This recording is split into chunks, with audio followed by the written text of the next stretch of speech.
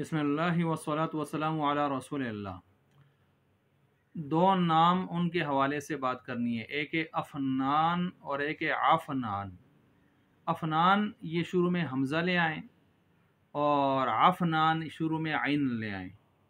تو یہ جو عفنان عین کے ساتھ ہے، یہ کلام عرب میں، عربی زبان میں اس کا وجود نہیں ملتا۔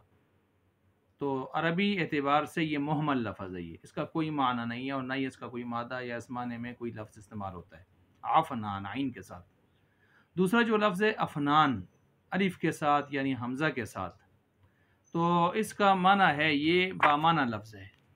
اور اس کا معنی کیا ہے؟ تو اس کا معنی ٹہنیاں، افنان فن کی جمع، تو ٹہنیاں، شاخیں، کسی چیز کی قسمیں یا درخت کی سیدھی شاخیں، اس قسم کا معنی اس کے اندر پایا جاتا ہے، کسی چیز کی قسمیں وغیرہ، شاخیں، تو یہ معنی اس کے اندر پائے جاتے ہیں۔ اب اگرچہ یہ معنی اس اعتبار سے یہ نام رکھنا جائز ہے، لیکن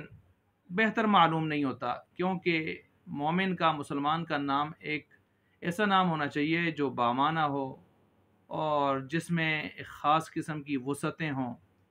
اور جس میں خاص قسم کا پیغام ہو، خوش آئند ہو آئندہ مستقبل کے لحاظ سے۔ خاص کر ایسے نام رکھنے چاہیے جو انبیاء علیہ السلام کے نام، ان کے ناموں پر، صحابہ اکرام کے ناموں پر، اہل بیت اعظام کے ناموں پر اور اس طرح کے جو بڑے بڑے لوگ گزرے ہیں اولیاء اللہ،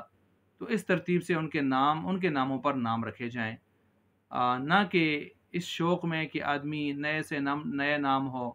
اوپرا سا نام ہو، عجیب سا نام ہو، اس قسم کا نام ہو، بے شک اس کا معنی بنے نہ بنے، یا معنی